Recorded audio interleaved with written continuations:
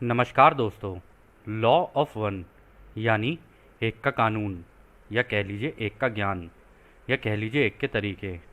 यह उसका 48वां सत्र है, जो कि अप्रैल 22 1981 को रिकॉर्ड किया गया था। दोहराया जाता है कि इस किताब द्वारा दी गई सभी सूचनाएं और जानकारियां आप जान भी सकते हैं, मान भी सकते हैं, नज़रअंदाज भी कर सकते हैं और नकार भी सकते हैं, क्योंकि यह आपकी स्वतंत्र इच्छा या फ्री विल है, जो कि एक अनंत रचयिता द्वारा आपको दी गई है।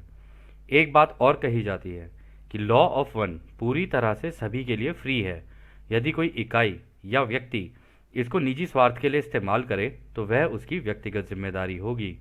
और साथ ही साथ यह भी कहा जाता है कि यदि कोई व्यक्ति इसको अपनी भाषा में परिवर्तित करके दूसरों से साझा करना चाहे या फिर इन वीडियोस को अपने चैनल पर चलाना चाहे तो वह भी ऐसा कर सकता है, क्योंकि वह भी उसकी फ्री विल है।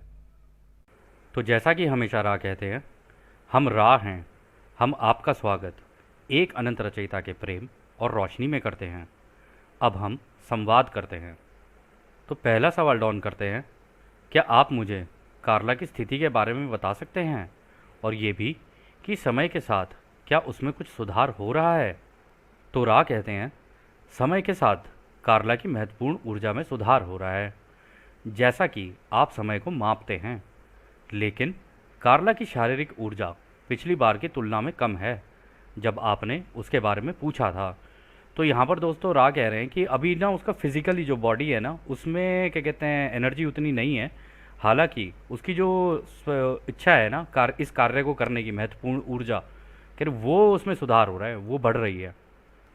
फिर अगला सवाल डाउन करते हैं, मेरे पास कार्ला का एक सवाल है जिसे मैं पढ़ूंगा। आपने कई बार सुझाव दिया है कि प्रेम क्रिया द्वारा ट्रांसफर होने वाले ऊर्जा से कार्ला की महत्वपूर्ण ऊर्जा और इस संपर्क को सहायता मिलती है। ऐसा लगता है कि यह सभी लोगों के लिए सही नहीं है, क्योंकि उनकी प्रेम क्रिया का सर्किट और आध्यात्मिक सर्किट एक जैसे नहीं हैं।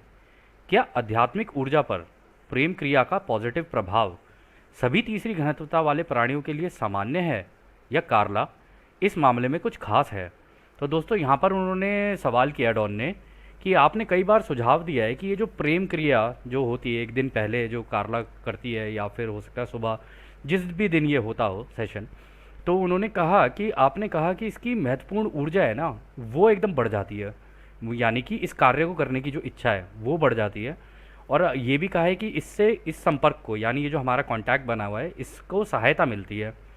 और उन्होंने ये भी कहा कि मेरे को ऐसा लगता है ये सभी लोगों के लिए, मतलब धरती के सभी लोगों के लिए सेम नहीं है, क्योंकि उनकी प्रेम क्रिया करने के तरीके अलग हो सकते हैं, जैसे आध्यात्मिक तरीके होते हैं, है ना। तो फिर उन्होंने ये भी कहा, क्या आध्यात्मिक ऊर्जा पर, मतलब जो हमारे अंदर की जो आध्यात्मिक ऊर्जा है, उस पर क्या प्रेम क्रिया का क्या पॉजिटिव प्रभाव पड़ता है, और अगर पड़ता भी है तो क्या ये सभी तीसरी घनत्वता वाले जो लोग हैं, जैसे कि हम जैसे इंसान हैं, क्या सबके लिए बराबर है, या कार्ला इसके लिए अंदर कुछ मतलब स्पेशल है। तो रा कहते हैं, कार्ला हालांकि खास या अलग नहीं है, परंतु तीसरी घनत्वता की अन्य इकाइयों की तुलना में वो मन, शरीर और आत्मा के विभाजन से कुछ हद तक कम विकृत है, यानी कि उसमें विभाजन नहीं है। प्रेम क्रियाओं द्वारा ट्रांसफर की गई ऊर्जाएं यदि अविकसित आध्यात्मिक, विद्युत या चुंबकीय परिसर के माध्यम से होकर गुजरती हैं, जिसे आप सर्किट कहते हैं, तो वो उस विशेष सर्किट को प्रभावी ढंग से उड़ा देता है। इसके विपरीत यदि ये सारी आध्यात्मिक ऊर्जा ऐसे शरीर के माध्यम से दौड़े तो यह भी उस शरीर के अविकसित सर्किट पर विपरीत प्रभाव डालेगी। तो दोस्तों यहाँ पर जो रा ने कहा ना, रा ने कहा कि देखो कार्ला अलग तो नहीं है किसी से भी, ठीक है, लेकिन उसके अंदर जो मन, शरीर और आत्मा है ना, उसके लेवल पे अगर तुम देखोगे ना, तो वहाँ पर विभाजन ना बहुत ही कम है। मतलब वो विभाजन में नहीं देखती, वो सभी को प्रेम से और प्यार से देखती है, क्योंकि उसकी आदत ही यही है, कह रहे। और इसके ये जो प्रेम क्रियाएं होती है ना, इसके द्वारा जो ऊर्जाएं ट्रांसफ़र होती हैं, अगर कोई व्यक्ति आध्यात्मिक रूप से प्रॉपरली आगे नहीं बढ़ा है ना, या उसको आध्यात्मिक रूप से इसको इस्तेमाल करना नहीं आता है, तो उसके जो इलेक्ट्रिकल सर्किट, यानी जो ब्रेन के अंदर जो सर्किट्स हैं, ठीक है, और जो इलेक्ट्रोमैग्नेटिक फील्ड है उसके अराउंड जो बनती है, आपको याद होगा प्रत्येक व्यक्ति के अराउंड एक इलेक्ट्रोमैग्नेटिक फील्ड होती है, और वो सर के ऊपर भी होती है।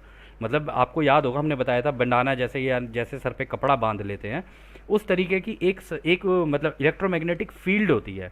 तो वो कह रहे हैं उसके माध्यम से होकर गुजरती हैं ये। तो इसी को आप लोग सर्किट कह रहे हो। और अगर कोई व्यक्ति अविकसित है ना आध्यात्मिक रूप से, तो उनके सर्किट पर उल्टा प्रभाव डाल देती है, उनका सर्किट ही उड़ा देती है ये। ठीक है ना, अगर इलेक्ट्रिकल लेवल पे अगर इसको जाके देखा जाए। और इसके उल्टा उन्होंने ये कहा है कि अगर किसी कोई आध्यात्मिक रूप से उसका झुकाव है ना, और वो इन क्रियाओं का इस्तेमाल करता है, इस प्रेम क्रिया का इस्तेमाल करता है, तो उसके अविकसित सर्किट पर विपरीत प्रभाव डालेगी। यानी कि अगर हो सकता है उसका झुकाव हो, ये वाला क्या कहते हैं आध्यात्मिक, परंतु उसका प्रॉपरली ना हो। अगर प्रॉपरली नहीं होगा ना, तो जहाँ जहाँ उसके अंदर विभाजन होंगे ना, उन पर अविकसित सर्किट हैं वो, उनके ऊपर विपरीत प्रभाव डाल सकती है ये। ऐसा हो सकता है। और ये सबके लिए एप्लीकेबल है, ऐसा नहीं है कार्ला इस केस में कुछ स्पेशल है। लेकिन हाँ, कार्ला के अंदर झुकाव ज़्यादा है, मतलब उसके अंदर विभाजन भी कम है, आध्यात्मिक झुकाव उसका ज़्यादा था, इसलिए उसके लिए अच्छा काम कर गई है। और इस केस में दोस्तों सबसे इंपॉर्टेंट चीज़ ये है कि जो दो लोग इस क्रिया के अंदर शामिल हैं, दोनों के दोनों का झुकाव आध्यात्मिक अगर हो और इन एक्टिविटीज़ का वो इस्तेमाल करें, तो दोनों की ही बढ़ोतरी के लिए अच्छा काम करेंगी, जैसा कि रानी यहाँ पर कहा। फिर वो आगे कहते हैं, कुछ लोग ऐसे भी हैं जैसे कि कार्ला, जिन्होंने अपने इस विशेष जन्म में किसी भी समय अपने आप को व्यक्त करने के लिए अपने शारीरिक सर्किट के द्वारा इन प्रेम क्रियाओं की ऊर्जा को चुना है। यानी कि वो इन ऊर्जाओं द्वारा खुद को व्यक्त कर सकते हैं। इस प्रकार इकाई के इस तरह के अनुभव के शुरुआत से ही प्रेम क्रिया में शरीर और आत्मा एक साथ खुद को व्यक्त करते हैं। इसलिए कार्ला के लिए प्रेम क्रिया की ऊर्जा का ट्रांसफर आध्यात्मिक होने के साथ साथ शारीरिक भी है। यदि कार्ला के चुंबकीय क्षेत्र की जांच किसी सेंसर से की जाए, तो आपको असामान्य व्यवस्था कॉन्फ़िगरेशन दिखाई देगी। तो दोस्तों यहाँ पर जो उन्होंने कहा ना, उन्होंने कहा देखो, जैसे कि कार्ला है ना, उसने इस जन्म के अंदर ये अपना एक माध्यम लगाया हुआ था कि वो अपने आप को व्यक्त करने के लिए ना इस प्रेम क्रिया की ऊर्जाओं का इस्तेमाल करेगी, उसके शरीर के सर्किट के द्वारा, मतलब शरीर में भी और दिमाग के द्वारा भी। तो वो कहते हैं कि यहाँ पर वो इसका इस्तेमाल मतलब शारीरिक रूप से भी इसका इस्तेमाल करती है अपने आप को एक्सप्रेस करने के लिए। जब भी वो इस क्रिया में सम्मिलित होगी, तो अपने आप को एक्सप्रेस इसके द्वारा भी करेगी। और उन्होंने ये कहा कि इस प्रकार के जो अनुभव होते हैं ना, जो प्रेम क्रिया वाले, वो शरीर और आत्मा एक साथ खुद को व्यक्त करते हैं। अगर कोई व्यक्ति इस तरीके के माध्यम अपनी ज़िंदगी में लगाकर आता है, कई लोग ऐसे होते हैं जो इस एक्टिविटी का सच में इस्तेमाल करते हैं अपने आप को एक्सप्रेस करने के लिए, ना कि उनके लिए केवल ये एक्टिविटी है, यानी कि मतलब बस इस एक्टिविटी का इस्तेमाल करके बच्चे पैदा करना नहीं, उनके लिए केवल ये नहीं है, इसके द्वारा वो अपने आप को अच्छे से एक्सप्रेस कर पाते हैं। और उसके लिए एक आध्यात्मिक झुकाव भी होना ज़रूरी होता है वैसे तो, जैसा कि राह ने कहा कि आप अच्छे से एक्सप्रेस कर पाओगे। तो इसलिए उन्होंने कहा कि इसलिए अगर आप देखोगे ना, प्रेम क्रिया की ऊर्जा ट्रांसफ़र आध्यात्मिक होने के साथ साथ कार्ला के केस में शारीरिक भी है। यानी वो इसका इस्तेमाल अपने आप को अध्यात्म के रूप में, मतलब उसके कौन से चक्रास बैलेंस हो रहे हैं इसकी इसकी वजह से, इस क्रिया के कारण, उस पर भी ध्यान दे रही है। और उसकी जो शारीरिक ऊर्जा है वो भी बढ़ रही है, क्योंकि इसके बाद वो खुश और उस तरीके की उसमें रहेगी एनवायरनमेंट में कि हाँ, एक अंदर से एक सेटिस्फैक्शन जिसे कहा जाता है वो, और दूसरा ये कि अपने अंदर एक ऐसी फीलिंग होना कि हाँ मैं संपूर्ण हूँ। जब वो इंसान के अंदर आने लग जाती है ना, तब उसका झुकाव जो है ना वो इस डायरेक्शन में हो सकता है, मतलब वो इसका अच्छी तरीके से इस्तेमाल कर सकता है। और उन्होंने यहाँ पर ये भी कहा कि अगर आप इसको किसी सेंसर से चेक करोगे ना, इसकी इलेक्ट्रोमैग्नेटिक फील्ड को जो इसकी शरीर के आसपास है, तो आप देखोगे बाकी लोगों के मुकाबले असामान्य दिखेगी आपको, मतलब अलग दिखेगी बाकी लोगों से, क्योंकि ये उस तरीके का खुश और उस तरीके का आध्यात्मिक झुकाव भी है इस एक्टिविटी के कारण। फिर वो आगे कहते हैं कि किसी एक इकाई के लिए अनोखा नहीं है, बल्कि काफ़ी लोगों में ये सामान्य है जिन्होंने नारंगी और पीली ऊर्जा केंद्रों के यौन अनुभवों के कारण अपनी इच्छा खो दी है। उन्होंने आत्मा, दिमाग और शरीर की सर्किट एक साथ जोड़कर मजबूत किया है, ताकि प्रत्येक क्रिया में अपने आप को पूर्णता यानी टोटलिटी से व्यक्त किया जा सके। यह इस कारण भी है कि कार्ला के लिए सबसे मेलजोल और आपसी भाईचारा बहुत फायदेमंद है, क्योंकि वह इन जटिल सटल ऊर्जा ट्रांसफर के प्रति अधिक संवेदनशील है। तो दोस्तों यहाँ पर उन्होंने कहा ये ऐसा नहीं है कि सब किसी के लिए कुछ अनोखा है, बल्कि सभी लोगों के लिए सामान्य है। लेकिन कौन कौन इस माध्यम का इस्तेमाल करता है ना, ये तो प्रत्येक व्यक्ति के ऊपर है, अपने अपने अपने ऊपर। और उन्होंने यहाँ पर ये भी कहा कि नारंगी और पीली ऊर्जा, यानी कि आपका येलो चक्र और ऑरेंज चक्र जो है, उसकी वजह से होता कभी कभी ऐसा है कि कुछ लोग ना अपनी इच्छा खो देते हैं, क्योंकि वो सामाजिक चीज़ों में फंस जाते हैं, या कह लो अपनी रोज़मर्रा की ज़िंदगी में फंसे हुए हैं, तो इसका ढंग से इस्तेमाल नहीं कर पाते हैं वो। उन्होंने कहा कि वो अपनी आत्मा, दिमाग और शरीर के जो सर्किट है ना, एक साथ जोड़कर मजबूत मतलब किया है कुछ लोगों ने। जो लोग इसका इस्तेमाल करते हैं, जो पीली और नारंगी ऊर्जा में फंस गए हैं, वो तो नहीं कर पाते, क्योंकि इसके लिए हार्ट चक्र का भी इस्तेमाल करना ज़रूरी होता है। मतलब ऐसा नहीं है कि आप हर किसी के साथ ये प्रेम क्रिया मतलब उस लेवल पर कर पाओगे। जिसके साथ दिल का जुड़ाव है ना, उसी के साथ ही कर सकते हो आप ये। जिसके साथ दिल का जुड़ाव नहीं है और बस ये एक एक्टिविटी ही लगती है उनको, उस केस में नहीं हो सकता, क्योंकि ये तो फिर एक इस तरीके की चीज़ हो गई ना, हाँ जी रोज़मर्रा की ज़िंदगी है, वैसे ही चल रहे हैं, तो उस वजह से वो फंस जाते हैं उसके अंदर।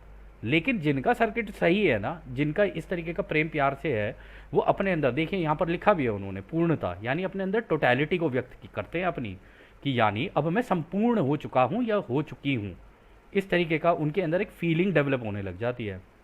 और उन्होंने ये कहा कि कार्ला के लिए इसलिए इम्पॉर्टेंट है ये, क्योंकि उसको दूसरों से मेल जोल, आपसी भाईचारा, ये सब चीज़ें भी बहुत अच्छी लगती हैं उसे। और इस कारण की वजह से उसका झुकाव इस तरीके का है कि वो इन जटिल ऊर्जाओं को भी, वो क्या कहते हैं, उनके प्रति बहुत संवेदनशील है। यानी कि जब वो इन ऊर्जाओं का इस्तेमाल करती है तो इससे उसके ऊपर इम्पैक्ट पड़ता है, इतनी मतलब सेंसिटिव है वो इस चीज़ को लेके। फिर अगला सवाल डाउन करते हैं। धन्यवाद। आप यानी कि रा यदि पृथ्वी में जन्म लेते हैं एक व्यक्तिगत इकाई के रूप में, पूरी जागरूकता और उन सारी यादों के साथ जितना कि आप अभी जानते हैं, तो जहाँ तक आपकी गतिविधियों यानी एक्टिविटीज़ का संबंध है, ऐसे में उस समय पृथ्वी पर आपका क्या उद्देश्य होगा? अच्छा सवाल किया उन्होंने। उन्होंने कहा अगर आप रा अपनी सारी जितनी भी आपको जानकारियां हैं और अपनी जितनी भी याददाश्त है आपकी जैसी की जैसी है, मतलब आप अभी सूर्यवंशी हो, तो अगर आप ऐसे के ऐसे यहाँ पर एक इंसान का रूप लेके अगर आप पैदा हो जाओ और आपको पूरी ज़िंदगी अपनी याद है पिछली, तो यहाँ पे जो कार्य आप करोगे या करना चाहोगे, तो आपका उद्देश्य क्या होगा? आप किस तरीके का कार्य करना चाहोगे अगर आप यहाँ पर इंसान के रूप में पैदा हो जाओ तो राय इसका जवाब देते हैं। इस सवाल से पता चलता है कि जिसे सीख लिया गया है वो अव्यवहारिक है। हालांकि यदि हम दोबारा उसी भोलेपन से सोचें कि हमारा भौतिक रूप में आना ज़्यादा कारगर है बनस्पत इसके कि जो अभी हम अपना प्रेम और रोशनी तुम्हारे लोगों को भेज रहे हैं, और ये जो संपर्क खजाने के जैसा है जिसे हम कर रहे हैं, तो हम वो ही करते जो हमने पहले किया था। हम अपने आप को सिखाने और सीखने वाले की तरह ही पेश करेंगे। तो दोस्तों यहाँ पर रा ने जो कहा ना, सबसे पहली बात तो उन्होंने ये कहा है कि देखो हम पिछली बार आए थे, हमने वो सीख लिया है तुम्हारे यहाँ पर आके, वो हमारे लिए एक अच्छा लेसन था। क्योंकि हम जब आए थे, आपको याद होगा रा ने पहले कहा था, हम जब आए थे तुम लोगों ने हमारी ही पूजा पाठ शुरू कर दी थी। तो वो कह रहे हैं इससे हम लोगों ने एक सीख ली है और वो इम्प्रैक्टिकल नहीं है, मतलब हमें पता चला कि वो जो हमने किया ना वो कारगर साबित नहीं हुआ है। तो वो कह रहे कि अगर हम लोग फिर भी उसी भोलेपन से सोचें ना कि हम इनके दोबारा बीच में चले जाते हैं बनस्पत इसके, कि हम लोग ये जो प्रेम और रोशनी और ये जो एक का ज्ञान है तुम्हें भेज रहे हैं, और ये जो हम लोगों ने तुमसे संपर्क बना रखा है जो कि अपने आप में एक खजाने के जैसा है, क्योंकि इसमें जानकारियों से भरपूर है ना, और जानकारी ही और ज्ञान ही सबसे ज़्यादा इंपॉर्टेंट चीज़ होती है। ना तो पैसा इससे इंपॉर्टेंट है ना और कोई चीज़ इंपॉर्टेंट है। जिसके पास ज्ञान है वो तो मतलब बाकी चीज़ों से तो उसकी तुलना नहीं की जा सकती ना, वो तो संपर्क मतलब आप लगा लो, वो तो खजाने के जैसी हुई ना वो चीज़। तो इसमें भी उन्होंने ये कहा कि हमने जो पहले किया था ना, हम वो ही करते। हम टीचर्स की तरह यहाँ पर काम करते, तुमसे सीखते और तुम्हें सिखाते, और यही कार्य हम करते अगर हम इंसान के रूप में तुम्हारे यहाँ पर आ जाते दोबारा। खैर अगला सवाल डाउन करते हैं। हमारे ग्रह की स्थिति और संपर्क के तरीके इत्यादि के बारे में आप तो जानते ही हैं। उसे जानने के बाद यदि आप एक व्यक्ति के रूप में यहाँ एक घुमक्कड़ की तरह जन्म लेने की प्रक्रिया से गुजरते हैं और आपके पास अभी बताए गए उद्देश्य को प्राप्त करने के लिए पर्याप्त तरीकों की याददाश्त हो, तो संचार की हमारी वर्तमान स्थिति में सिखाने और सीखने की प्रक्रिया के लिए आप कौन से तरीकों का इस्तेमाल करते? तो उन्होंने देखो एक और इंटरेस्टिंग सवाल पूछ लिया।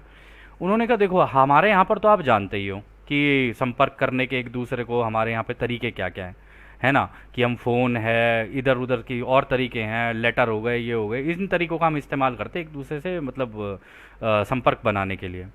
तो उसको जानने के बाद यदि आप एक इंसान के रूप में यहाँ पर पैदा हो जाते और एक वॉन्डरर का जन्म ले लेते यहाँ पर, तो जब आप इस जन्म लेने की प्रक्रिया से गुजरते तो आपको इस उद्देश्य को, जो आपने कहा सिखाने और सीखने वाला जो आपका उद्देश्य है, इसको करने के लिए और आपके पास मतलब इसको करने के लिए के साथ साथ आपके पास वो याददाश्त भी हो, जो आपकी क्या कहते हैं तरीके हैं जो आपको पता है, ये इस तरीके से मेडिटेशन करके कांटेक्ट किया जा सकता है। तो वो कह रहे हैं आप हमारी वर्तमान स्थिति को अगर आप देखो, जो हमारी करंट अभी सिनेरियो है उसको देखो, तो ये सिखाने और सीखने की प्रक्रिया के लिए आप कौन से तरीकों का इस्तेमाल करते अगर आपको याददाश्त रहती तो रा कहते हैं मेरे भाई, हम यह महसूस कर रहे हैं कि आपने कुछ अनकही बातों को छेड़ दिया है। हम इन्हें स्वीकार करते हैं और समझते हैं और इस कारण से आपके कन्फ्यूजन यानी आज़ादी का उल्लंघन नहीं कर सकते हैं। तो दोस्तों पता है उन्होंने क्यों कहा यहाँ पे? उन्होंने कहा देखो तुमने ना हमारे पुराने तार छेड़ दिए, जब हम आए थे तुमसे मिले थे, तुम्हें अपना प्रेम दिया था, सब कुछ दिया था, लेकिन उसके बावजूद देखो कहानी कहाँ से कहाँ की पहुँच गई है। लेकिन वो कहते हैं कि हमने जो भी किया ना हम उसे स्वीकार भी करते हैं और हम समझते भी हैं, और इसी कारण से हम तुम्हें कह रहे हैं हम तुम्हें वो तरीके नहीं बता सकते क्योंकि ये सारे तरीके तुम्हें खुद सीखने हैं। अगर हम तुम्हें ये बता दें कि भाई हमसे कैसे कांटेक्ट किया जा सकता है, ये कैसे किया जा सकता है, ये तो तुमने पूछ लिया, तो हमने पिछले कुछ सत्रों में तुम्हें बता दिया, लेकिन हम तुम्हें सारे ही तरीके बता दें ऐसा तो नहीं हो सकता ना। तुम्हें भी तो धीरे धीरे आगे ग्रो करते हुए चलना है ना। तुम मांगते जाओगे तुम्हें चीज़ें मिलती जाएंगी, तुम मेडिटेशन के ऊपर फोकस करोगे तुम्हें सारी चीज़ें मिल जाएंगी। तो कह रहे हैं कि जब चीज़ें तुम्हारे लिए अवेलेबल ऑलरेडी हैं तो उनको ढूंढ लो ना, ये तुम्हारे लिए ज़्यादा सही है। इससे तुम्हारी आज़ादी का उल्लंघन नहीं होगा। हम तो तुम्हें तरीके बता देंगे, हो सकता है कि बहुत सारे लोग हमें कांटेक्ट भी करने लग जाएं, लेकिन फिर उन्होंने हमारे तरीकों का इस्तेमाल किया यानी उनके एक्शन हमने बदल दिए ना। ऐसा नहीं होना चाहिए। ये होना चाहिए कि उन्हें खुद अपने आप प्रयास करना चाहिए ताकि वो बचपने से बड़प्पन में जाएं, ये होना चाहिए। खैर, तो फिर अगला सवाल डॉन करते हैं। मुझे इस बात का ही डर था। मेरा कल एक यूनिवर्सिटी में लेक्चर था जिसमें केवल कुछ ही लोगों ने भाग लिया था। यदि एक यूएफओ फ्लैप के दौरान ये किया जाता तो हो सकता है इसमें काफ़ी लोगों ने भाग लिया होता, लेकिन चूंकि मुख्य रूप से ओरियन की इकाइयाँ इन फ्लैप्स का कारण बनती हैं, इसमें ओरियन का फ़ायदा या मकसद क्या है? मैं यदि स्पष्ट करने के लिए ऐसा कहूँ कि वे वास्तव में अपनी सूचना के प्रसार के लिए अधिक संभावनाएं और अवसरों को पैदा करते हैं, जैसे कि इस समय हम कर रहे हैं। तो यहाँ पर उन्होंने बड़ा अच्छा सवाल पूछा। उन्होंने कहा कल मैं ना यूनिवर्सिटी में गया हुआ था और वहाँ पे मेरा एक लेक्चर था, मतलब इसी लॉ ऑफ वन को लेके इनका कुछ लेक्चर वगैरह होगा। तो कह रहे हैं कि वहाँ पे कम ही लोगों ने भाग लिया इसके अंदर, लेकिन अगर मान लो अचानक से बहुत सारे यूएफओ फ्लैप हो जाता, मतलब बहुत सारे यूएफओ लोगों को दिखने लग जाते और हम इसका प्रचार करते कि भाई इसके बारे में चलो हम आप लोगों को बताते हैं, तो शायद काफ़ी लोग आ जाते, है ना। लेकिन फिर उसमें ये भी कहते हैं वो कि लेकिन आपने पहले भी बताया था कि ज़्यादातर इस तरीके के जो होते हैं ना कि मतलब एकदम से बहुत सारे दिखने लग जाएं और जहाँ पर लोग मांग भी नहीं रहे हैं वहाँ पर दिखने लग जाएं, है ना। और मतलब एक तरीके से दूसरों की आज़ादी का उल्लंघन करते हुए ओराइन ग्रुप ही है जो इस तरीके के फ्लैप्स करता है, क्योंकि उनके तो मेटल के बने होते हैं। सबको लगता है कि भाई ये मेटल, और रोशनी भी जो होगी उनकी बड़ी आर्टिफिशियल टाइप की सी होगी, है ना, जैसे हमारे घर के बल्ब होते हैं इस तरीके की जो आजकल के हैं। तो कह रहे कि ये इसमें तो ओरायन करता है ये सारे काम, तो और इसमें उसका मकसद क्या है? तो आप मुझे ये बताओ कि ये जो स्पष्टता के हिसाब से अगर मैं देखूं तो वास्तव में वो ये चाहते हैं कि अपनी सूचना का प्रसार करें और ज़्यादा से ज़्यादा संभावनाएं और अवसरों को पैदा करें ताकि वो ज़्यादा से ज़्यादा लोगों को टारगेट कर सकें और अपनी साइड में झुका सकें। क्या ऐसा ही होता है, या जैसे कि जिस तरीके से हम आपके साथ ये कांटेक्ट कर रहे हैं, ये बना रहे हैं, इसी तरीके से वो उन अवसरों को पैदा करें ताकि लोग उनके साथ कांटेक्ट बनाएं? क्या इसलिए है, क्या ये है क्या उनका उद्देश्य? तो रा कहते हैं यह अनुमान गलत है। फ्लैप्स आपके लोगों के बीच कई डर पैदा करते हैं, इनमें कई तरह की बातें बनती हैं, इस संबंध में कई कहानियां बनाई जाती हैं, इसे गुप्त रखने की भी कोशिश होती है। अंग भंग यानी म्यूटिलेशन, हत्याएं और भी कई तरह के अन्य नेगेटिव प्रभाव पड़ते हैं। यहाँ तक कि जो पॉजिटिव रिपोर्ट होती हैं जिससे सार्वजनिक जागरूकता प्राप्त होती है, वहाँ भी प्रलय की बातें होती हैं। आप अपने आप को एक ऐसे व्यक्ति के रूप में समझ सकते हैं जो अपनी इस समझ के कारण अल्पसंख्यक वर्ग है, और आप अपनी ये समझ लोगों से साझा करना चाहते हैं। यदि हम इसे मिथ्या का नाम दे तो सही रहेगा। तो यहाँ पर रा कह रहे हैं कि नहीं, आपका अनुमान गलत है। ये जब भी होते हैं ना यूएफओ फ्लैप्स, इतने सारे अगर होने लग जाए और लोगों ने बुलाए भी नहीं तब भी होने लग जाए, और अचानक से एकदम से यूएफओ यूएफओ और ये सारी चीज़ें होने लग जाए, तो आप नोटिस करोगे आप लोगों के बीच में इसका डर फैलाया जाता है, और लोग अलग अलग तरीके की बातें भी करने लग जाते हैं और कहानियाँ भी बनाने लग जाते हैं। जी ऐसा हो गया, जी वैसा हो गया, ये तो प्लेडियन हो गए और वो वहाँ से आ गए और वो वहाँ से आ गए, इस तरीके की कहानियाँ बननी शुरू हो जाती हैं। और इस तरीके की चीज़ों को ना गुप्त, जो एक्चुअल जो रिपोर्ट होगी ना उसे गुप्त रखने की कोशिश की जाएगी। यानी कि जो ओरिजिनल चीज़ होगी ना वो तुम्हें नहीं बताई जाएगी, घुमा फिरा के तुम्हारे आगे रखी जाएगी। और फिर वो कह रहे हैं फिर इस तरीके की म्यूटिलेशंस जो होती हैं, जैसे कैटल म्यूटिलेशंस हो गई, जैसे गाय के, जानवरों के अंग, वो अंग भंग वाली, आपको याद होगा पिछले कुछ सत्रों में राह ने बताया था। तो कहते हैं उसका भी लोगों के ऊपर नेगेटिव प्रभाव पड़ता है, क्योंकि लोगों को ये लगता है कि भाई ये जो यूएफओ आते हैं ये इनको मारने के लिए आते हैं, इनके अंग निकाल के लेके चले जाते हैं, जबकि वो अंग निकालता तो कोई और है ना। उसके तरीके उन्होंने बता दिए कि कौन करते हैं। तो वो कहते हैं कि जहाँ पर भी पॉजिटिव रिपोर्ट होती है ना उसे सार्वजनिक जागरूकता प्राप्त होती है। यानी कि जहाँ पर पॉजिटिव होगी ना वहाँ पर भी अगर अगर आप देखोगे, मतलब लोगों को पॉजिटिव इन्फॉर्मेशन अगर जा भी रही होती है ना, वहाँ पर भी उल्टी सीधी बातें शुरू हो जाएंगी, कहीं प्रलय की, कहीं ये, कहीं वो, कहीं इधर उधर की मतलब बातें चल रही होंगी। और फिर उसमें भी आप देखोगे कि आप एक ऐसे व्यक्ति के रूप में समझ सकते हो कि इन सब लोगों के अंदर ना आप बहुत अल्पसंख्यक हो जिनको एक्चुअली में इसका ट्रुथ पता है। सबको नहीं पता है इसका ट्रुथ, वो तो टीवी देख रहे हैं, अब टीवी पे कुछ भी चल जाए, इधर उधर से जानकारियां बटोर रहे हैं, कहीं यूट्यूब से, कहीं यहाँ से, कहीं वहाँ से। तो ऐसे में तो कुछ भी हो सकता है, कुछ कहा थोड़े, इसके लिए तो पढ़ाई करनी पड़ती है, ज्ञान होता है, पढ़ोगे, समझोगे, पूरी उनकी फिलॉसफी समझोगे कन्फेडरेशन की, तब तो तुम्हें पता चलेगा कि सच क्या है। ऐसे थोड़ी ना सच मिल जाता है। अगर सत्य इतनी आसानी से मिल रहा होता तो सारे लोगों को सत्य नहीं मिल जाता। और फिर उसमें भी वो कहते हैं कि हम जानते हैं कि आप अपनी समझ जो है ना दूसरे लोगों से साझा करना चाहते हो, और हम जो ये कह रहे हैं ना, जो बाकी जितनी भी चीज़ें हुई हैं, मतलब जो अभी हम लोगों ने एक्सप्रेस की कि भाई डर पैदा हो जाता है, बातें बन जाती हैं, कहानियाँ बन जाती हैं, हम तो इसे मिथ्या का नाम देंगे, मतलब झूठ का नाम, कि तुम्हारे यहाँ पर इन सब चीज़ों को लेकर झूठ फैलाया जाता है। फिर वो आगे कहते हैं हम महसूस कर रहे हैं कि हम इसे इस समय अलग तरीके से भी रख सकते हैं। ओरियन की तरह के प्रचार से जो दर्शक ऑडियंस आते हैं उनमें काफ़ी हद तक वरिष्ठता की कंपनता वाली इकाइयाँ होती हैं। इनमें इस तरह की सूचनाओं का बीजारोपण नहीं किया जा सकता है। यानी कि जो लोग अनुभव और दूसरों की सेवा में ऊंचे स्तर पर होते हैं, वरिष्ठ होते हैं, उन्हें इस तरह की सूचनाओं से कोई फर्क नहीं पड़ता है। इस तरह के ओरियन के प्रचार से प्रोत्साहन किए बिना जो दर्शक सिखाते और सीखते हैं उनका झुकाव रोशनी की तरफ अधिक होता है, इसलिए आप गिनती भूल ही जाइए। तो यहाँ पर रा कह रहे हैं कि देखो हम इसको अलग तरीके से भी रख सकते हैं। ओरायन जब भी इस तरीके का करता है ना, तो जो उसको देखने के लिए, मतलब जिनको ये दिख जाते हैं, क्राफ्ट वगैरह दिख जाते हैं, वो वास्तविकता में उनको टारगेट करते हैं जो एक्चुअली में वरिष्ठता में है, यानी जो यहाँ पर अपनी ग्रेड बनाने के लिए आए हुए हैं और ग्रेड बना के दूसरों की सेवा में कार्य करते हुए आगे निकल जाएं। तो ऐसे में होता ये है कि उनके दिमाग के अंदर ना वो इस तरीके का बीजारोपण कर ही नहीं सकते, इस तरीके के बीज डाल ही नहीं सकते। वो उनके दिमाग में बेशक डाल देंगे जिनको ये पता ही नहीं है कि ग्रेड बनाने का तरीका क्या है, या उनका लेवल वो वरिष्ठता वाला नहीं है। अगर उनका लेवल वो वरिष्ठता वाला नहीं है, वो समझदारी उनके अंदर नहीं है, तो ऐसे लोगों को भटका सकता है वो। ये उसका ये ऐसे केस में वो कर सकता है, क्योंकि वो हमेशा देखेगा लोगों के दिमाग के विभाजन और उनका बचपना।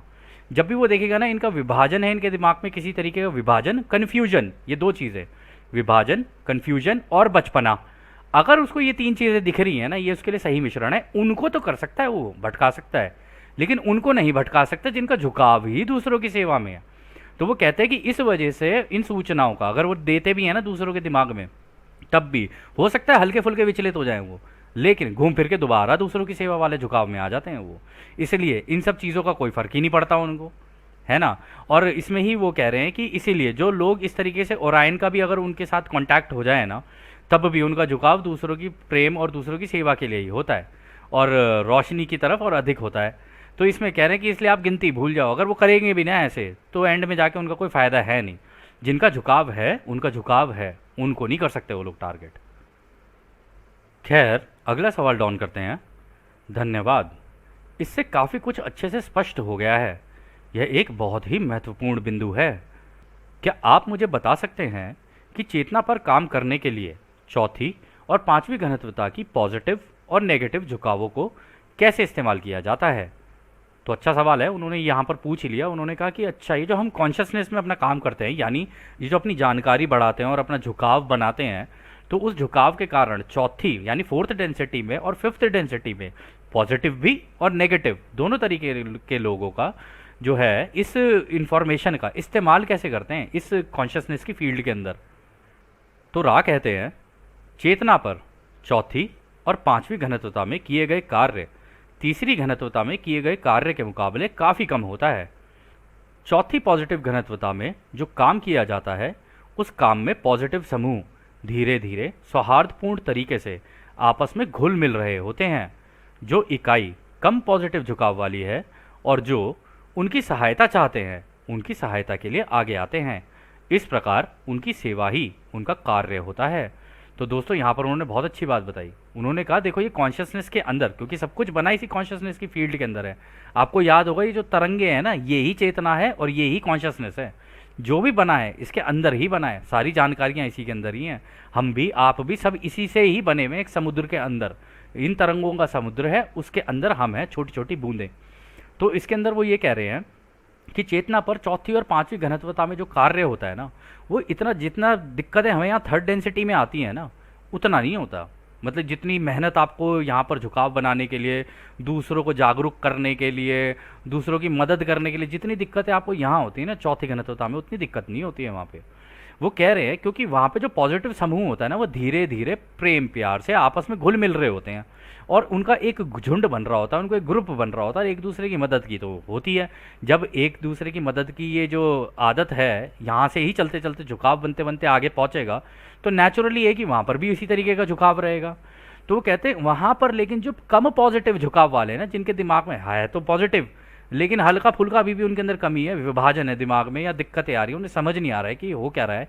क्योंकि चौथी घनत्वता में जाके पुरानी जिंदगियां भी याद आएंगी। फिर अब आप उनमें देखोगे, अरे यहाँ पर तो ये भी है, यहाँ पर तो ये भी है, मैंने तो ऐसे भी किया था, मैंने तो वैसे भी किया था, अच्छा वहाँ उस ग्रह पे ऐसा हुआ था जब मैं वहाँ पैदा हुआ। तो इतनी सारी चीज़ें चल रही होती है ना आपके दिमाग के अंदर, या कह लो आप अपनी सारी चीज़ें देख रहे होते हो। तो कुछ लोग ऐसे होते हैं जिनका कम पॉजिटिव झुकाव होता है, तो उनकी सहायता के लिए जो झुंड है ना पूरा, जिन इसके अंदर जो सीनियर लेवल पे होते हैं, आपको याद होगा राने कहा था हर घनत्वता के अंदर सब घनत्वताएं हैं, यानी हर डेंसिटी के अंदर सब डेंसिटीज हैं, जो उसके अंदर नॉलेज के मामले में, या कह लो ज्ञान के मामले में, या झुकाव के मामले में जो आगे होंगे ना, वो उनकी सहायता करते हैं। और इसी में वो कह रहे हैं कि ये ही उनका काम होता है वहाँ पे। ये जो सेवा वो दे रहे होते हैं ना, उनकी मदद कर रहे होते हैं आगे निकलने में, यही उनका काम बन जाता है वहाँ पे, यही उनका कार्य है। और फिर वो आगे कहते हैं, और इस प्रकार सामाजिक स्वयं और अन्य स्वयं के बीच के रिश्तों के माध्यम से, जो कि प्रेम का उद्देश्य है, समझदारी और करुणा की अधिक से अधिक तीव्रता प्राप्त होती है। यह तीव्रता तब तक जारी रहती है जब तक रोशनी की उपयुक्त तीव्रता का स्वागत न कर लिया जाए। इसी तरह से चौथी से पांचवी घनत्वता में कटाई होती है। तो यहाँ पर भी उन्होंने अच्छा कहा, सामाजिक स्वयं यानी सोशल मेमोरी कॉम्प्लेक्स, यानी आपका जो समूह बना है और जो उसके अंदर दूसरे लोग भी हैं, मान लो क्योंकि अलग अलग जगहों से आएंगे, ऐसा नहीं है दोस्तों केवल इसी ग्रह के लोग जाएंगे, दूसरे ग्रहों से भी तो आएंगे लोग, उनको भी तो फोर्थ डेंसिटी प्लैनेट चाहिए, वो भी तो अब इसके ऊपर आके रहेंगे अगर ये पॉजिटिव में मूव होती है तो, जो कि होगी अगर आप लोगों का सबका इसी तरीके का झुकाव रहा, या जो भी आपका झुकाव है। हम आपको ये कह नहीं सकते कि आप कौन सा झुकाव बनाओगे, क्योंकि दोनों ही रास्ते सबके लिए ओपन है। तो जो भी आपका झुकाव रहा, अगर ये पॉजिटिव में जाती है, तो वहाँ पर उन्होंने कहा है, वहाँ पर इस समूह का और दूसरे प्रत्येक व्यक्ति का आपस में जो रिश्ते हैं ना, वो ही माध्यम का काम करते हैं, जो कि प्रेम का उद्देश्य है। यानी प्रेम का तो काम ही यही है ना, लोगों को जोड़ना। रचयिता ने जो सारी चीज़ें जोड़ी हैं, प्रेम से ही तो जोड़ी हैं, बाहर से अंदर की तरफ बनानी शुरू की, तो इसका मतलब वो प्रेम से ही तो बनाई है सारी चीज़ें, जुड़ाव से। तो फिर वो कह रहे हो कि वहाँ जाके समझदारी और करुणा इतनी अधिक तीव्रता हो जाती है उसकी, कि वो उसको लेके उस लेवल तक पहुँच जाते जहाँ पर वो इस रोशनी का स्वागत ना कर ले। यानी अब उन्हें प्रेम का पूरा ज्ञान हो गया है कि रचना कैसे हुई, क्या सारी चीज़ें हुई। फिर वो रोशनी का जो ज्ञान होता है ना, उसकी दिशा के अंदर निकलते हैं, और जब वो उसका स्वागत करने लग जाते हैं ना कि अब हम तैयार हैं अगली घनत्वता में जाने के लिए, तो अगली घनत्वता में, पांचवी घनत्वता में उनकी कटाई हो जाती है फिर उसके बाद, यानी उनकी हार्वेस्ट हो जाती है और नेक्स्ट उसके अंदर चले जाते हैं डेंसिटी के अंदर। फिर वो आगे और कहते हैं, पॉजिटिव झुकाव वाली चौथी घनत्वता में आध्यात्मिक और मानसिक तौर पर काफ़ी कम मात्रा में माध्यम होते हैं। यह तब होता है जब समूह बन रहे होते हैं और उनमें सामंजस्य स्थापित हो रहा होता है। इस कारण छोटे माध्यम लगते हैं और कार्य करते हैं। लेकिन चौथी घनत्वता का सबसे महत्वपूर्ण कार्य तब होता है जब सामाजिक स्वयं और कम झुकाव वाले अन्य स्वयं के बीच संपर्क होता है। यानी कि कोई इकाई जिसका झुकाव कम होता है उसकी मदद करना सबसे महत्वपूर्ण होता है। तो दोस्तों देखो कितनी अच्छी बात कही उन्होंने रा ने यहाँ पे। उन्होंने कहा ये जो पॉजिटिव झुकाव वाले होते हैं ना, उनका आध्यात्मिक, यानी ये जो रा ने जो तरीके बताए हैं, आध्यात्मिक तरीके और मेंटल जितने भी एफर्ट होते हैं ना, उसका काफ़ी ज़्यादा इस्तेमाल होता है। मतलब काफ़ी कम मात्रा में इस्तेमाल होता है वहाँ पे। ठीक है, क्योंकि वहाँ पर तो अभी आप लर्निंग ही ले रहे हो, अभी आप सारी चीज़ें समझ ही रहे हो। तो कहते हैं जब वहाँ पर समूह बन रहे होते हैं ना और आपस में एक कोऑर्डिनेशन बन रहा होता है, सामंजस्य को कहेंगे कोऑर्डिनेशन, यानी एक दूसरे को समझ रहे हैं अब, कह रहे तो धीरे धीरे वो स्थापित होने लग जाता है। इसी कारण छोटे छोटे माध्यम लगते हैं। यानी ऐसा नहीं क्योंकि बहुत ही बड़े बड़े दुख आ रहे हैं या तकलीफें आ रही हैं, ऐसा नहीं है। बहुत छोटी छोटी चीज़ें होंगी, उनको आप करते करते आगे चल रहे होते हो। और उन्होंने कहा चौथी घनत्वता का सबसे इंपॉर्टेंट काम तब होता है जब एक समूह बन जाता है, मतलब एक समूह बन गया और उन समूहों का संपर्क हो रहा है कुछ ऐसे लोगों से उसी ग्रुप में जो पीछे से भी, ऐसा तो है नहीं चौथी घनत्वता में एक साथ ही सारे पहुंच जाएंगे, पहले एक पैदा होगा, फिर पीछे से और आ रहे होंगे, फिर पीछे से और आ रहे होंगे, नए नए पैदा हो रहे होंगे वहाँ पर भी। तो इस तरीके से वो कह रहे हैं वहाँ पर समूह बन जाता है और जब नए आए होते हैं ना, और जो नया आएगा उनके बीच जो संपर्क हो रहा होता है ना, वो सबसे इंपॉर्टेंट काम होता है वहाँ पे। कि यहाँ पे वो ये कह रहे हैं कि यानी कि उनका झुकाव कम होता है तो उसकी मदद करना ना सबसे ज़्यादा इंपॉर्टेंट होता है, क्योंकि उसका झुकाव आ तो गया वो फोर्थ डेंसिटी पॉजिटिव में, लेकिन अभी भी प्रॉपर झुकाव बना नहीं पा रहा है वो। तो ऐसे में उसकी मदद की जाती है कि देख भाई ऐसे है ऐसे है ऐसे है, हमने ये जानकारी ली है अभी तक, अब तुम नए पैदा होके आए हो तो तुम्हारे लिए जानकारी ऐसे है। तो इस तरीके से उनका भी झुकाव फिर इसी तरीके से बनता है। फिर वो आगे कहते हैं, नेगेटिव झुकाव वाली चौथी घनत्वता में काफ़ी काम लड़ते हुए अपनी स्थिति या पद को स्थापित करने में जाता है जब तक कि उनके समूह ना बन जाए। यानी कि समूह के बनने से पहले उनके बीच लगातार दूसरों से ऊपर की स्थिति पाने की होड़ लगी रहती है।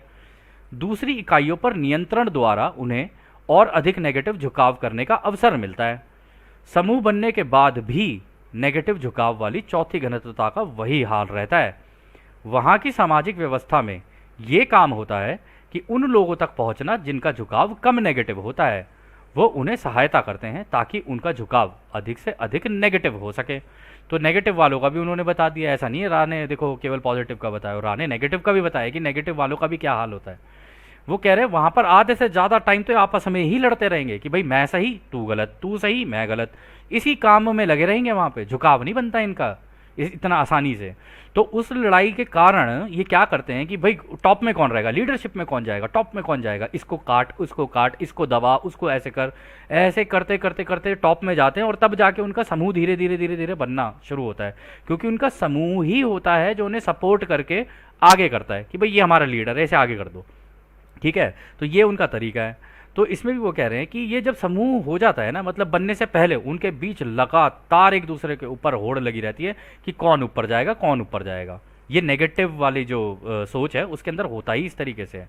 और इसमें भी वो कह रहे हैं कि दूसरे लोगों पर कंट्रोल कैसे किया जाए ना, और उनका भी अधिक नेगेटिव झुकाव करने का अवसर मिलता है उनको कि दूसरों के ऊपर कैसे कंट्रोल किया जाए, कि ये जितने भी हैं ना ये हमें सेवाएं दें, क्योंकि खुद की सेवा का रास्ता तो यही है ना कि भैया हमें सेवाएं दे, यानी कि हम इन्हें काम में लगा के रखते हैं कि तुम ये काम कर लो तुम वो काम कर लो, उसी में खुश रहेंगे वो, उनको जितना मिल जाए उसी के अंदर ही उनकी ज़िंदगी चल रही है। हाँ जी ठीक है, कोई दिक्कत नहीं है इसमें। उन्हें ये पता नहीं चलता कि उनका झुकाव नेगेटिव हो गया है, और ऐसे झुकाव के लिए उनको अवसर मिलते रहते हैं जो टॉप में बैठे रहते हैं, उनके पास तो अपॉर्चुनिटी आती रहेंगी टॉप में बैठने के लिए। तो फिर इसके आगे वो कहते हैं, समूह बनने के बाद भी नेगेटिव झुकाव वाली चौथी घनत्वता का वही हाल रहता है, बिल्कुल वही हाल रहता है, क्योंकि 24 घंटे एक दूसरे के ऊपर खींचातानी रस्सा कशी यही लगी रहेगी। और वहाँ पे कहते हैं कि वहाँ पे अगर उनके समाज बन भी गए ना, सामाजिक व्यवस्था भी अगर कायम हो गई, तो उनका काम ये होता है कि जिनके जो कम नेगेटिव है ना उनका झुकाव और नेगेटिव करवाओ, यानी कि उन्हें हमेशा सर्वाइवल में फंसा के रखना। रूट चक्रा के अंदर रेड वाला चक्रा सर्वाइवल और इन्हीं सब चीज़ों में सेक्सुअल रिप्रोडक्शन और इन्हीं चीज़ों के अंदर उन्हें फंसा के रखोगे ना, वो उसी में ही फंसे रहेंगे। ताकि उसका इस्तेमाल करके इनका और नेगेटिव झुकाव कराया जाए कि बिल्कुल ही नेगेटिव में झुक जाए और अपने अपने बारे में सोचें, अपनी ज़िंदगी बस ऐसी चलाते रहें, और खुद ये लोग टॉप में बैठ जाते हैं। फिर आगे रहा कहते हैं, पांचवी घनत्वता में पॉजिटिव और नेगेटिव द्वारा किए जाने वाले कार्य के बीच का संभावित अंतर पांचवी घनत्वता की इकाई के लिए मददगार नहीं रह जाता है, क्योंकि उनमें ज्ञान लेने की इच्छा ठहरी हुई ना होकर तीव्र होती है। तो यानी वो कह रहे हैं पांचवी घनत्वता तक जब ये पहुंचते हैं ना, तब दोनों के बीच का अंतर काफ़ी हद तक खत्म हो जाता है, पॉजिटिव का भी और नेगेटिव का भी। वो कह रहे क्योंकि ये इसलिए काम नहीं आ सकता क्योंकि अब तो आप नॉलेज ले रहे हो, अब तो आप साइंटिस्ट बन रहे हो एक तरीके से, कि ये भाई ये जो रोशनी है ये काम कैसे करती है, और उसको जानने की जो इच्छा होती है ना वो तीव्र होती चली जाती है, वो ठहरती नहीं है कि अब हम जाने जरा रचयिता ने बनाया कैसे। पहले तो खुद की सेवा का रास्ता ले लिया, एक ने ले लिया दूसरों की सेवा का रास्ता, और दूसरों के लिए प्रेम, एक ने खुद के लिए प्रेम ले लिया।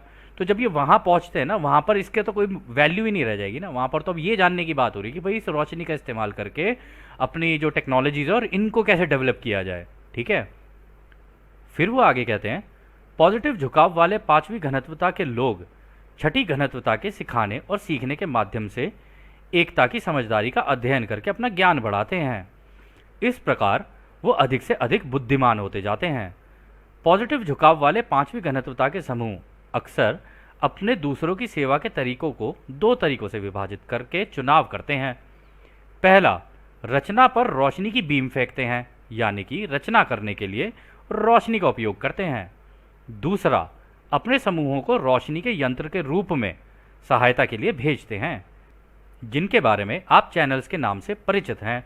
तो दोस्तों यहाँ पर भी उन्होंने बहुत अच्छी बात बोली। उन्होंने कहा पॉजिटिव झुकाव जो है ना पांचवी घनत्वता में, वो ना सिक्स्थ डेंसिटी वाले यानी रा के लेवल के जितने भी है ना, इनसे भी अपनी नॉलेज ले रहे होते हैं, क्योंकि इनको पता तो होता है कि भाई अगर हमें यहाँ पर कुछ समझ नहीं आ रहा है और इन्होंने हमसे पहले सीखा हुआ है, हमारे सीनियर्स हैं, तो सीनियर्स से हेल्प मांग लेते हैं, वो सीनियर्स उनकी हेल्प कर देते हैं।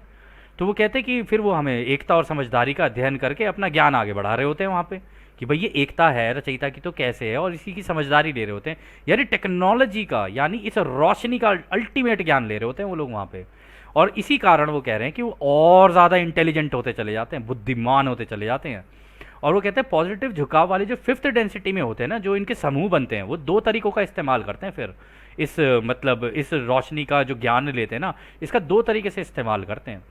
पहला तो वो ये करते हैं, उनकी जितनी चीज़ें बनेंगी, जो भी रचना करेंगे वो इस रोशनी का इस्तेमाल करके करेंगे, यानी जहाँ अंधेरा है या खाली स्पेस है, इसके अंदर इस रोशनी का इस्तेमाल करके रचना कैसे करते हैं। मतलब वो हमारी तरह टेबल चेयर कुर्सी ठोक इधर पीट और ये कर वो कर, दीवार पे प्लास्टर लगा, ये कर वो कर, नहीं करते वो ज़रूरत ही नहीं पड़ती उनको। वो इसी रोशनी का इस्तेमाल करके हारमोनिक्स को सीखते हैं। इन हारमोनिक्स को सीखने के बाद अपनी रचना करना शुरू करते हैं, तो वो रचनाकार भी बन जाते हैं पांचवी घनत्वता में जाके। छोटे लेवल के बनते हैं बट बन जाते हैं वो भी, लेकिन उनका छोटा लेवल हमसे तो खैर बहुत ही ज़्यादा है। तो और दूसरा जो उनका तरीका है, उन्होंने कहा कि अपने ही लोगों को ना, अपने समूहों को दूसरे ग्रहों पे यानी तीसरी घनत्वता के दूसरे ग्रहों पर भेजते हैं, जिन जो वहाँ जाके चैनल्स बन जाते हैं। तो कई लोग, आपको याद होगा रा ने बोला भी था, हमारे यहाँ पर जो हमने तीसरी घनत्वता में जो भेजे हुए हैं वो ज़्यादातर पांचवी घनत्वता और छठी घनत्वता के हैं, मैक्सिमम छठी घनत्वता के आए हैं, क्योंकि वो इंटेलिजेंट बहुत है। ठीक है ना। तो कह रहे वो यहाँ पर आके चैनल्स का काम करना शुरू कर देते हैं और हमारी इन्फॉर्मेशन को चैनल करके दूसरों को बता रहे होते हैं। फिर वो आगे कहते हैं, नेगेटिव झुकाव वाले पांचवी घनत्वता खुद की सेवा में अत्यंत तीव्रता से लग जाते हैं और स्वयं तक सीमित हो जाते हैं, ताकि वो जितना भी सिखाना और सीखना कर सकें उसका ज्ञान उन तक ही सीमित रहे और विशेष तौर पर उनके ज्ञान को तीव्र करने में इसका इस्तेमाल हो सके। इस कारण उनके दायरे छोटे होते जाते हैं, क्योंकि वो सिर्फ खुद के बारे में ही सोचते हैं। नेगेटिव झुकाव वाले पांचवी घनत्वता के घुमक्कड़ों की संख्या काफ़ी कम होती है जो वापस तीसरी घनत्वता में आए, क्योंकि वे भूलने से डरते हैं। बहुत कम पांचवी घनत्वता वाले ओराइन समूह के सदस्य हैं जो आगे बढ़ते हैं, क्योंकि वे अब दूसरों में कोई गुण नहीं देखते हैं। तो यहाँ पे उन्होंने नेगेटिव वालों का भी बता दिया। उन्होंने कहा ऐसी बात नहीं है, वो भी लग जाते हैं सीखने में इस टेक्नोलॉजी का इस्तेमाल कैसे किया जाता है, वो भी अनंत मतलब अत्यंत तीव्रता से लगते हैं, पावर से पूरी लगा देते हैं अपनी इंटेलिजेंस जितनी भी है उनकी, और इसको जितना भी है ना वो सीखते रहते, लेकिन दूसरों से शेयर नहीं करते, क्योंकि उन्होंने कहा है यहाँ पे कि ये सारी जितनी भी चीज़ें हैं ना वो अपने तक ही सीमित रखते हैं, कि हमें देनी नहीं है दूसरों को। और इसकी कितनी तीव्रता से इस ज्ञान का इस्तेमाल कर सके ना, उसके ऊपर काम करते हैं। और वो उनके दायरे जो हैं छोटे छोटे होते चले जाते हैं। ऑफ कोर्स दायरे छोटे होते चले जाएंगे जब आप जो सीख रहे हो दूसरों को नहीं सिखा रहे हो और केवल अपने अपने फ़ायदे के लिए उसका इस्तेमाल का सोच रहे हो, तो ये एक तरीके से आपका झुंड तो छोटा ही होता चला जाएगा ना, बड़ा झुंड तो बनेगा नहीं। तो जब आपका बड़ा झुंड नहीं बन रहा है तो सारी चीज़ें तो सिकुड़ने लग जाएंगी ना वहाँ पे। आप हर कोई, इनफैक्ट उनमें भी जो टॉप में बैठे होंगे, हालांकि वो भी टेलीपैथी से एक दूसरे को कनेक्ट करेंगे टेक्नोलॉजी के द्वारा, लेकिन उसमें भी तो उनके आपस में बीच में मतभेद होने शुरू होंगे ना कि नहीं, अच्छा इसको ज़्यादा पता चल गया, उसको ज़्यादा पता चल गया, अच्छा ये हमसे कुछ ज़्यादा ही आगे निकलने की कोशिश कर रहा है, हटाओ इसके सर के ऊपर से टेक्नोलॉजी, इसको गिरा दो। तो इनके बीच में लगातार वो लड़ाई होती रहेगी, क्योंकि नेचुरल नहीं है कुछ भी, ऑर्डर नेचुरल नहीं है वो। तो इसमें भी वो कहते हैं कि वो तीसरी घनत्वता में अपने घुमक्कड़ तो बहुत ही कम भेजते हैं, वो बहुत ही रेयर केस हो गया तो भेज दिया उन्होंने, क्योंकि उनको डर है वो भूल जाएंगे वहाँ पे जाके अपनी ज़िंदगी, और वो ये इस डर के कारण कभी भेजेंगे नहीं।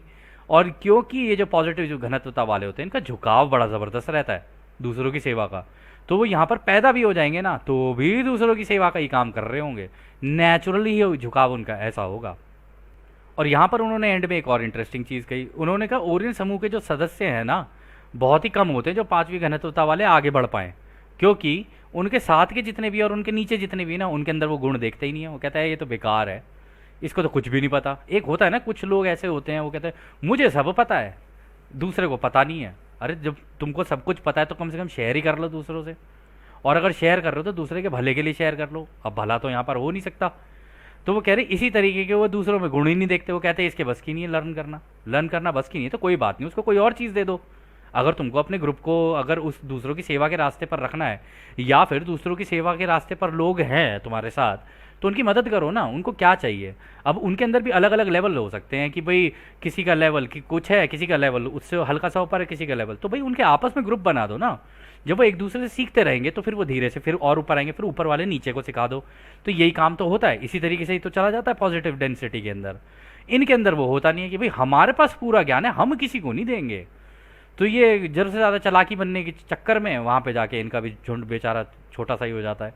और आपको याद होगा ये पूरी ताकत लगा लें, कुछ भी कर लें, तब भी पूरे ब्रह्मांड में 10% ही रहते हैं, इसी कारण से, क्योंकि केवल अपने अपने बारे में सोच रहे हैं। तो खैर दोस्तों, इस सत्र को अभी हम यहीं समाप्त करते हैं क्योंकि यह काफ़ी लंबा सत्र है। और जैसा कि राह हमेशा कहते हैं, अब हम आपको उस एक अनंत रचयिता के प्रेम, उसकी रोशनी, उसकी शक्ति और उसकी शांति में छोड़कर चलते हैं। आदने हमारे दोस्तों, आदने वासु। धन्यवाद।